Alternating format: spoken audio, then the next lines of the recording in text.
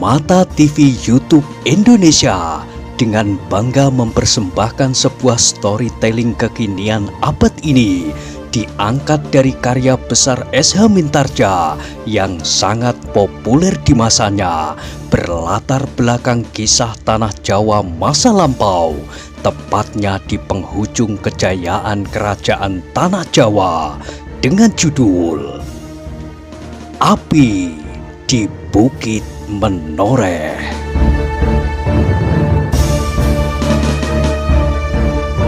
Pada kesempatan yang sangat baik ini, kita masuk pada episode yang ke-182. Selamat menikmati.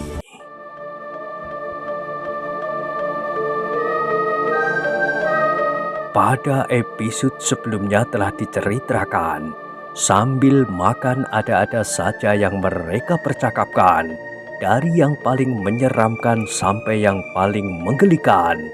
Dalam peperangan yang baru saja terjadi, Wuranto kini telah dapat ikut dalam percakapan itu dengan wajar.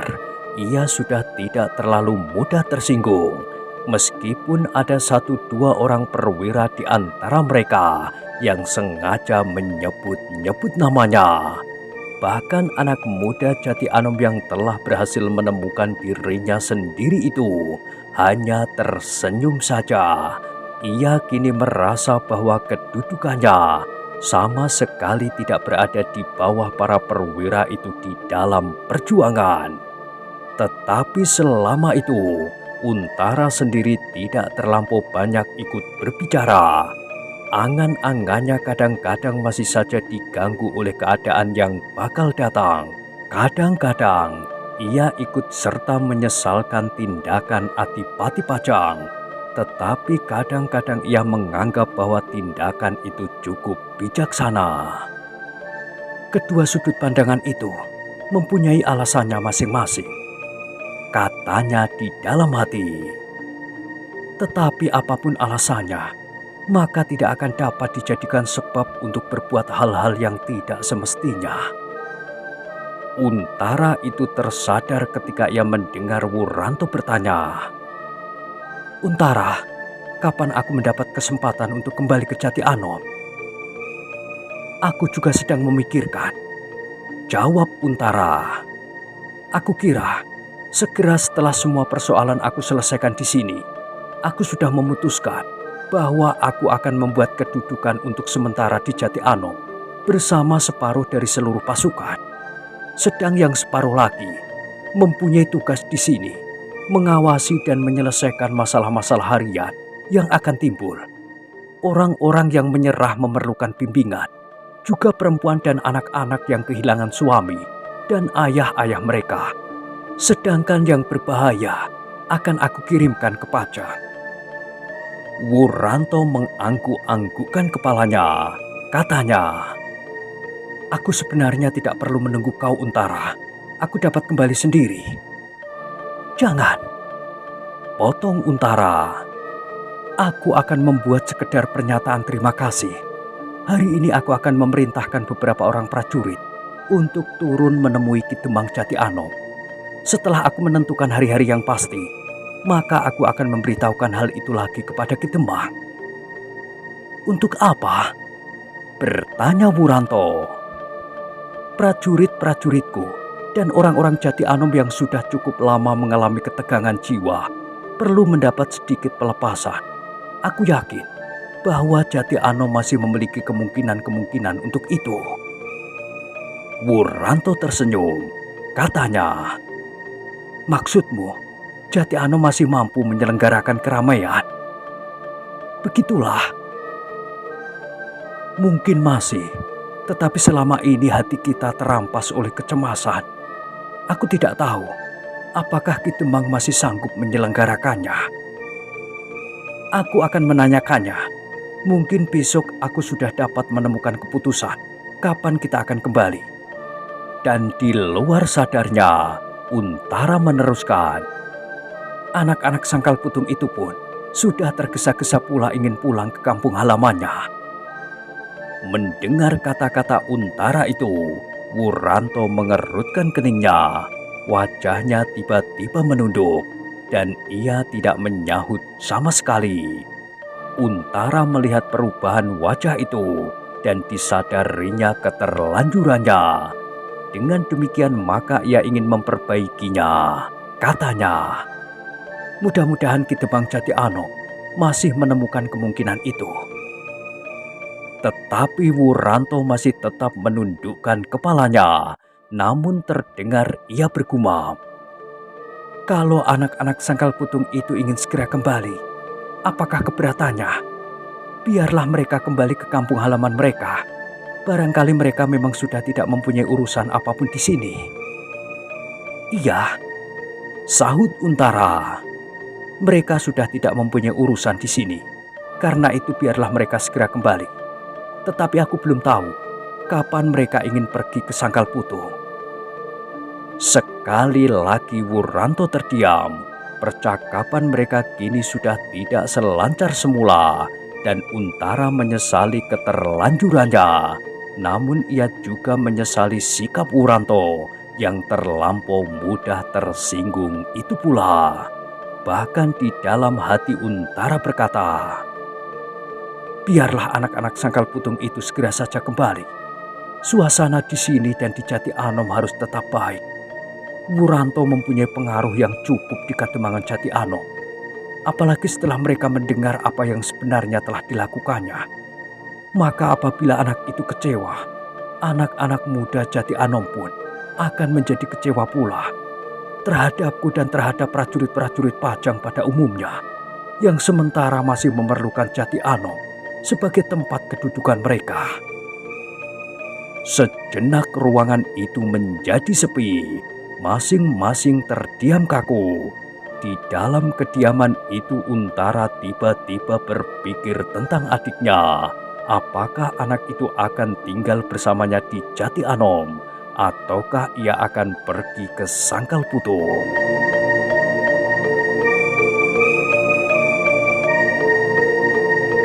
Tak ada yang akan dilakukannya di Sangkal Putung. Ia harus tetap berada di Jati Anom bersamaku. Aku akan dapat mendidiknya untuk menjadi seorang laki-laki, berkata Untara di dalam hatinya. Baru saja ia berhasil melepaskan diri dari kungkungan dunianya yang sempit dan penuh ketakutan. Kini ia telah jatuh ke dalam dunia lain yang sama-sama mengikatnya seperti dunianya yang dulu. Tetapi ia kini terikat oleh perasaan-perasaan yang tidak ubahnya seperti seorang yang sakit ingatan. Seseorang yang terkungkung dalam dunia yang demikian, maka ia akan kehilangan pribadinya. Mungkin Ki Tanumetir benar bahwa orang-orang muda akan mengalaminya sesuai dengan kewajaran sifat manusia. Tetapi Agung Sedayu masih terlampau muda. Ia masih harus banyak berbuat dan bekerja untuk membentuk dirinya sebelum ia terjerumus ke dalam dunia lain yang sebenarnya belum masanya dialaminya. Terngiang di telinga Untara kata-kata Ki Tanumetir. Jangan kau salahkan anak-anak muda itu, Ger. Perasaan yang demikian itu wajar bagi anak-anak muda. Memang, Untara membantah di dalam hatinya. Hal itu adalah hal yang wajar. Tetapi bagi mereka yang sudah cukup dewasa, akan tetapi belum waktunya buat Agung Sedayu. Ia segera akan kehilangan kepribadiannya dan terjerumus dalam suatu keadaan yang berbahaya. Ia akan menjadi alat saja bagi gadis Sangkal Putung itu. Ia tidak akan dapat membedakan lagi apa yang sebaiknya dilakukan dan apa yang tidak.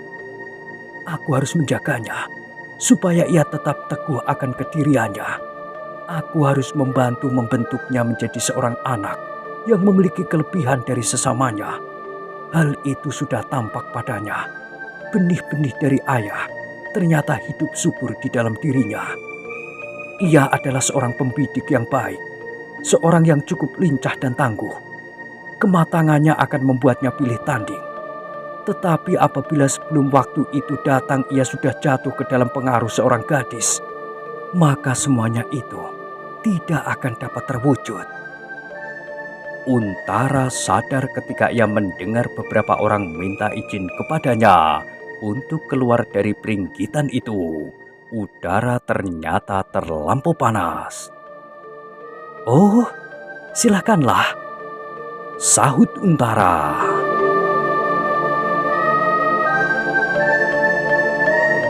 Beberapa orang kemudian berdiri dan berjalan meninggalkannya. Wuranto pun kemudian minta izin pula untuk keluar. Ia ingin melepaskan diri dari ketegangan yang tiba-tiba mencekamnya setelah sekian lama dapat dihindarinya. Namun ia kini tidak lagi menjadi seolah-olah kehilangan akal.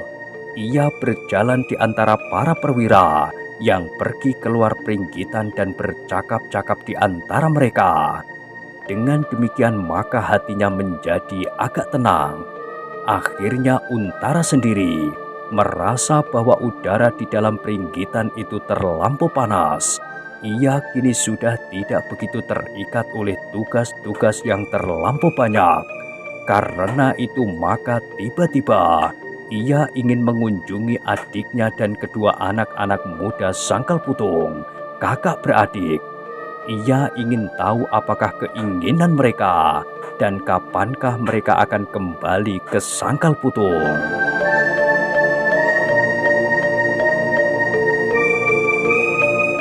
Dengan dua orang perwira bawahannya, Untara pergi ke pondok tempat tinggal Agung Sedayu.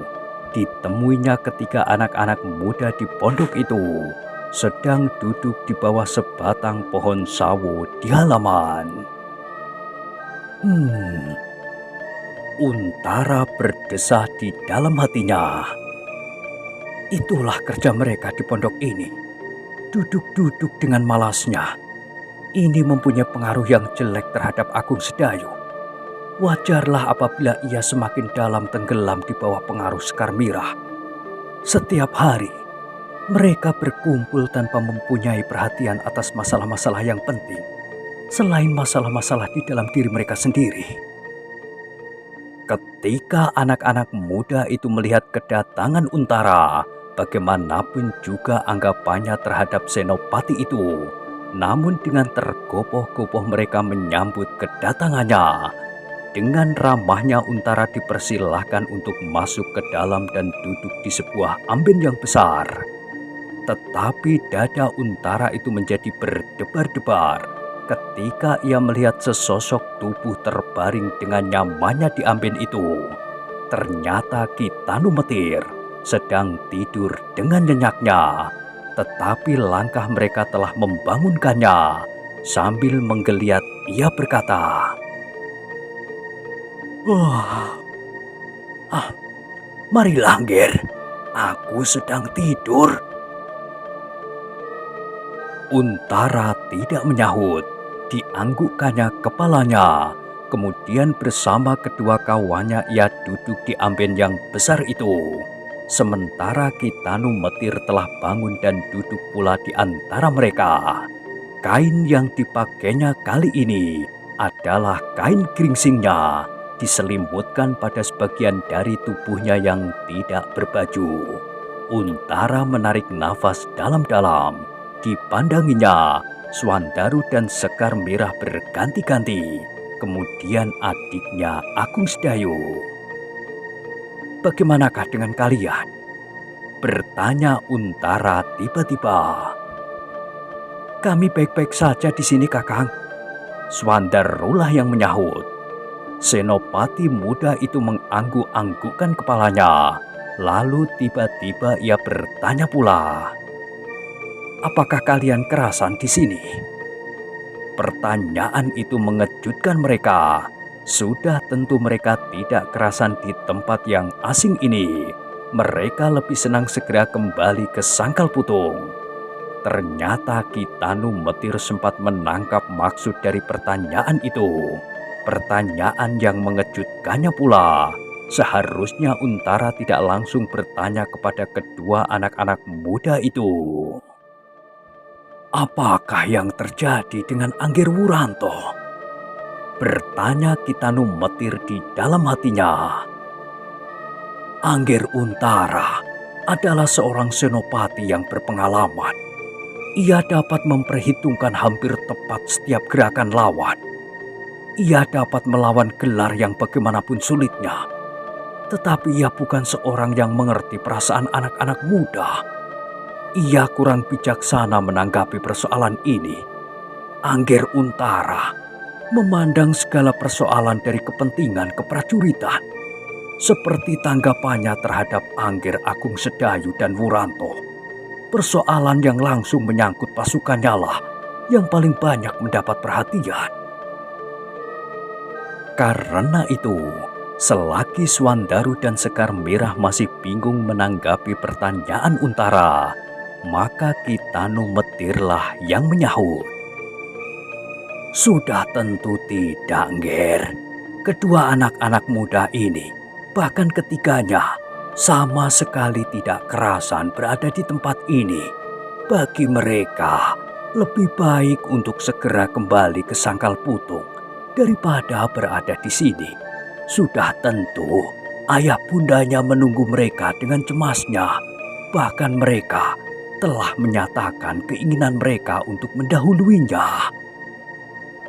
Untara mengangguk-anggukkan kepalanya ketika ia beringsut maju dan hampir memotong kata-kata Kiai Gringsing.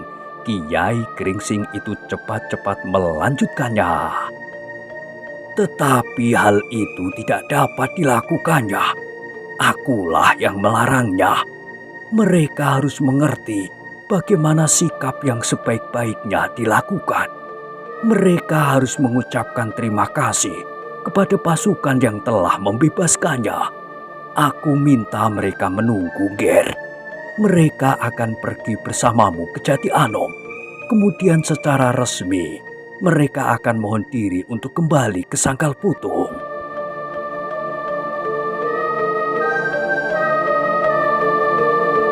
Wajah Untara tampak berkerut. Ia kehilangan kalimat untuk menjawab. Sebenarnya lah ia ingin berkata bahwa tidak ada keberatannya seandainya kedua anak-anak muda itu ingin segera kembali ke Sangkal Putung. Bahkan itulah yang diinginkannya. Tetapi Kitanu Metir telah melarang mereka. Bagi Untara semakin cepat Sekar Merah pergi, maka akan semakin baik. Senopati itu mencemaskan kehadirannya sebagai seorang gadis yang cantik. Kecantikannya akan dapat mempengaruhi keadaan, terutama adiknya. Bukan mustahil apabila kelak akan dapat menumbuhkan persoalan-persoalan baru. Sudah tentu Wuranto tidak akan segera dapat melupakannya.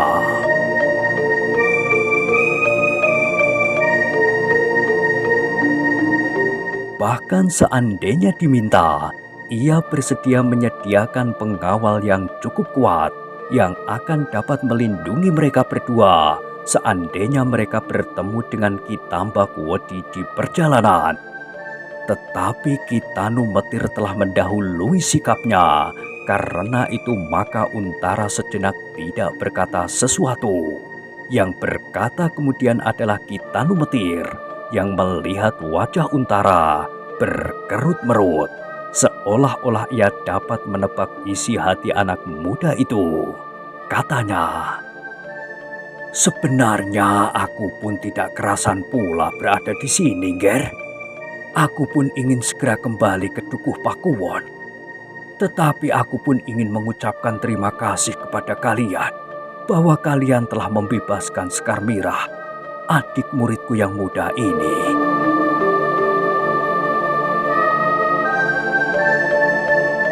Dada Untara berdesir. Ternyata kini ia dapat merasakan sesuatu di dalam hatinya tentang orang tua itu. Ada yang tidak diakui oleh Kitanu Metir. Mungkin sikapnya atas Agung Sedayu dan kini sikapnya atas Swandaru. Yang keduanya adalah murid Kitanu Metir. Untara masih tetap berdiam diri. Kitanu Metir baginya adalah seorang yang banyak sekali memberikan jasanya. Jauh lebih banyak dari apa yang dapat diberikan oleh Wuranto. Karena itu maka Untara menjadi gelisah. Ia ingin mengatakan berterus terang kepada Ki Tanumetir bahwa perasaannya menangkap sesuatu yang tidak wajar pada orang tua itu. Tetapi itu tidak akan dapat diucapkannya di hadapan Agung Sedayu, Swandaru, dan Sekar Mirah. Karena itu, maka ia ingin segera mendapat penjelasan dari persoalannya. Kalau ia secepatnya pergi ke Jati Ano membawa mereka itu, maka persoalannya akan menjadi semakin jelas. Ia pun akan segera dapat melihat perkembangan keadaan adiknya. Ia sudah memutuskan bahwa Agung Sedayu tidak boleh pergi ke Sangkal Putung. Ia tidak berkeberatan hubungan apapun yang akan dilakukan dengan Sekar Mirah. Tapi yang menurut penilaian Untara, Agung Sedayu masih harus membentuk dirinya. Ia akan dapat menjadi seorang yang pilih tanding. Kelak apabila dikehendakinya, ia akan dapat menjadi seorang prajurit yang dapat melampaui kebanyakan prajurit. Adipati Hadiwijoyo pasti akan menghargainya, dan adiknya itu pasti akan segera mendapat tempat yang baik di kalangan Wiratamtama. Terdesak oleh perasaannya yang bergolak itu, maka tiba-tiba Untara berkata, "Besok lusa kita akan pergi ke Jati Ano. Besok aku akan memberitahukannya kepada Ki Demang Jati Ano. Aku mengharap Jati Ano akan menyambut kita dengan resmi. Dalam kesempatan itu, kita akan mengucapkan terima kasih kepada orang-orang yang banyak berjasa kepada perjuangan ini." Ki Tanumetir mengerutkan keningnya. Ia pun merasakan apa yang bergetar di hati senopati muda itu. Tetapi orang tua itu sama sekali tidak menunjukkan kesan apapun. Ia masih saja tersenyum-senyum dan berkata, "Semakin cepat, semakin baik, Nger." Untara mengangguk. "Ya, Kiai." Jawabnya pendek. Ternyata Untara kemudian tidak dapat menyampaikan maksudnya, bertanya tentang keinginan Swandaru dan Sekar Mirah. Bahkan kemudian ia mendapat kesan yang aneh pada orang yang bernama Ki Tanumetir dan yang sering menyebut diri Kiai Gringsing. Bahkan kesannya terhadap Kiai Gringsing itu menjadi semakin menggetarkan dadanya, sehingga tumbuhlah pertanyaan di dalam kepalanya. Siapakah sebenarnya orang ini? Apakah benar bahwa Ki Tanumetir itu hanya sekedar seorang dukun tua di Dukuh Pakuwon? Tidak lebih dan tidak kurang. Hubungan apakah yang pernah dijalin antara Kiai Gringsing ini dengan ayah dahulu? Pembicaraan itu pun kemudian menjadi terlampau canggung. Sejenak mereka saling berdiam diri, masing-masing menundukkan kepalanya. Kedua perwira kawan Untara menjadi heran melihat sikap Untara yang seolah-olah dicekam oleh keraguan-raguan dan kebimbangan. Untuk hal-hal yang tampaknya tidak penting itu, sebenarnya ia akan dapat mengambil keputusan tanpa menghiraukan terlampau banyak persoalan. Tetapi pembicaraan yang pendek itu agaknya telah membuat Untara ragu-ragu dan membuat kedua kawannya berdebar-debar. Dalam kecanggungan itulah, maka Ki Tanumetir telah mencoba membuka pembicaraan-pembicaraan yang tidak berarti. Ia bertanya tentang beberapa hal yang tidak ada sangkut pautnya dengan kepentingan Untara mendatangi adiknya dan kedua anak-anak muda, kakak beradik dari Sangkal Putung itu. Tetapi Untara tidak dapat terlampau lama duduk di amben bambu yang besar itu. Sejenak kemudian ia pun minta diri. "Oh, begitu tergesa-gesa, Nger?" bertanya Ki Tanumetir. "Ya, Kiai, aku agak lelah. Aku ingin beristirahat sebentar." Ki Tanumetir mengangguk-anggukkan kepalanya. "Silahkan, Nger." Untara pun kemudian turun dari amben itu dan melangkah keluar. Tetapi di muka pintu ia berhenti sejenak dan berkata, "Sedayu, aku memerlukanmu." Dahi Agung Sedayu berkerut, tetapi ia menjawab, "Ya Kakang, aku akan datang." "Datanglah ke Banjar." Sebelum Agung Sedayu menjawab, Kitanu Metir telah mendahuluinya. "Tetapi, apakah tidak lebih baik Angger Agung Sedayu tidak usah datang ke Banjar hari ini?"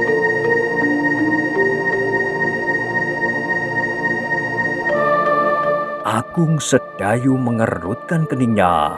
Apakah artinya kata-kata gurunya itu? Dan apakah keberatannya? Untara pun terdiam sejenak. Ia segera menangkap maksud Kitanu Metir. Namun tiba-tiba Untara mempunyai pendirian lain. Segalanya harus cepat menjadi jelas. Ia tidak ingin bermain sembunyi-sembunyian. Itu akan menyulitkan pekerjaannya saja. Ia harus segera berterus terang. Ia harus segera mendapatkan pemecahan. Ternyata Kitanu Metir dapat mengerti apa yang tersirat di balik tatapan mata Untara yang tajam. Orang tua itu dapat mengerti bahwa Untara sebagai seorang senopati pasti mempunyai cara tersendiri, apalagi seorang senopati muda. Orang tua itu pun kemudian mengangguk-anggukkan kepalanya. Kalau cara itu yang akan ditempuh oleh Untara, maka ia pun tidak akan dapat menghalangi. Karena itu maka kemudian ia pun berkata, "Kalau Angger menghendaki, maka Agung Sedayu pun pasti akan pergi ke sana." "Iya," sahut Untara. "Ia harus pergi ke Banjar nanti malam." Kitanu Metir menarik nafas dalam-dalam, tetapi ia tidak menjawab lagi. Untara kemudian pergi meninggalkan mereka. Swandaru memandangi ketiga perwira itu dengan wajah yang keheran-heranan, tetapi yang bertanya adalah Sekar Mirah. "Apakah sebenarnya keperluan mereka kemari?" Kitanu Metir berpaling. Ditatapnya wajah gadis itu. Ternyata perasaan gadis itu cukup tajam. Tetapi Kitanu Metir menjawab, "Ia hanya ingin melihat-lihat semua lingkungan tanggung jawabnya." Sekar Mirah terdiam. Tetapi hatinya menangkap sesuatu yang lain seperti juga Swandaru Geni. Apalagi Agung Sedayu. Beberapa saat sebelumnya sikap kakaknya telah membuatnya berdebar-debar, dan kini kakaknya langsung memanggilnya. Apakah kepergiannya atas pendapat Kitanu Metir dari Banjar tidak menyenangkan hati kakaknya, sehingga kakaknya memerlukan datang memanggilnya? Kalau hanya itu, bukankah kakaknya dapat memerintahkan bawahannya untuk datang ke pondoknya ini? Tetapi teka-teki itu sudah tentu tidak akan dapat dijawabnya, kecuali langsung bertanya kepada Untara. Dan tiba-tiba saja Agung Sedayu menemukan suatu sikap di dalam dirinya. Sikap yang selama ini belum pernah dimilikinya. Dengan tetap ia berkata di dalam hatinya, "Apapun yang akan terjadi, aku harus menghadapinya. Aku tidak punya pilihan lain. Mungkin aku sudah berbuat kesalahan di luar sadarku. Tetapi aku harus mendengar apakah salahku yang sebenarnya. Kalau sekedar ketidakhadiranku dalam upacara itu saja, maka aku kira persoalannya sudah selesai. Aku sudah memenuhi perintah Kakang Untara untuk minta maaf kepadanya." Dengan demikian maka hati Agung Sedayu justru menjadi tenang.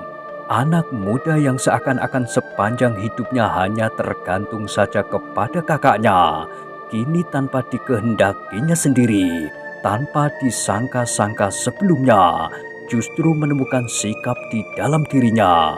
Pada saat-saat ia digelisahkan oleh sikap kakaknya, tempat ia bergantung selama ini.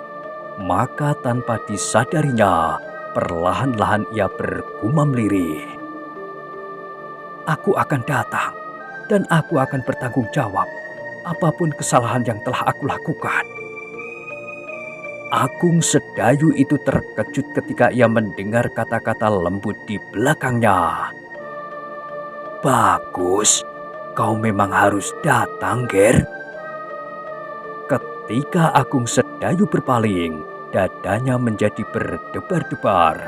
Ternyata gurunya berada di belakangnya dan mendengar gumamannya, sehingga gurunya itu menyahut kata-katanya.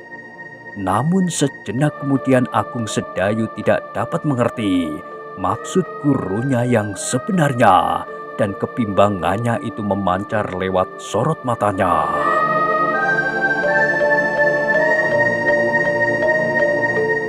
Kitanu Metir kemudian mengangguk-anggukkan kepalanya dan diulanginya kata-katanya. Kau memang harus berbuat demikian, Ger.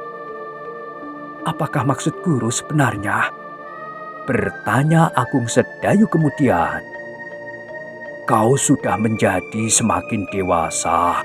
Kau harus menemukan bentuk dari kepribadianmu sendiri.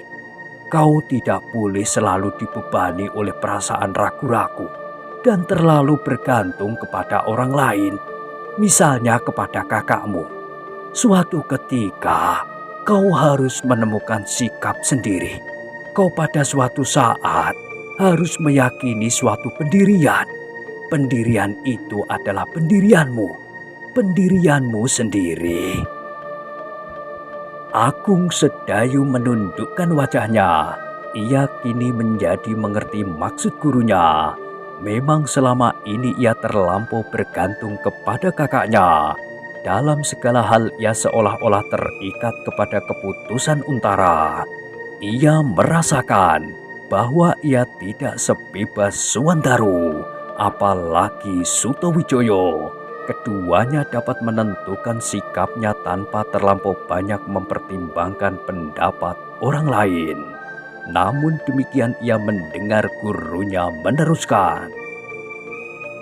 Tetapi Ger, ini tidak berarti bahwa kau harus memutuskan semua seakan seperti seekor kuda yang lepas dari kendali.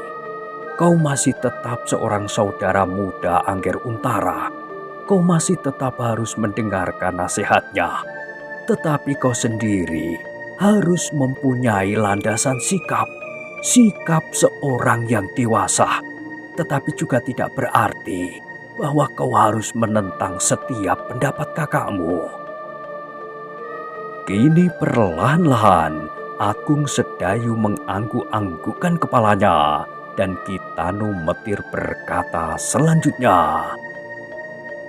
Dalam keadaan yang memaksa, kau sebenarnya sudah dapat bersikap. Pada saat Angger Sekar Mirah hilang dari Sangkal Putung, kau sudah bersikap tanpa menunggu persetujuan Angger Untara. Tetapi dalam saat-saat yang wajar, kau hanya dapat berbuat sesuatu apabila Angger Untara menentukan. Agung Sedayu masih mengangguk-anggukkan kepalanya. Tanpa disadarinya, ia memandangi Sekar Mirah dan Suwandaru yang telah masuk kembali ke dalam pondoknya.